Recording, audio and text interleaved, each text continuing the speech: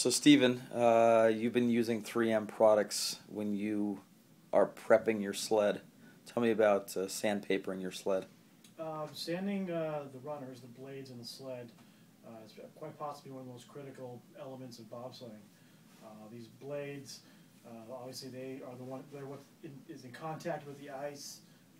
They need to be polished down to a mirror finish, and it's all manual labor.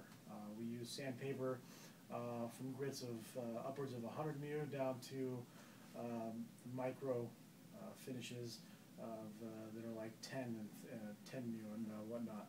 So it's pretty important. I mean, any little scratch in there can actually slow down the sled. Believe it or not, a 500-pound sled, actually fully loaded sled of being 1,380 pounds, going 90 miles an hour can actually be slowed down by these scratches in the runners. All that weight on there, if any little piece of rock or chunk gets in the ice, it will scratch the runners and it will cause drag and slow us down. And when you're fighting for every hundredth of a second, it's absolutely crucial to have perfectly polished runners. So we have to sand them manually by hand using sandpaper, and so far, in my experience over 16 years, the most beneficial paper is 3M's paper.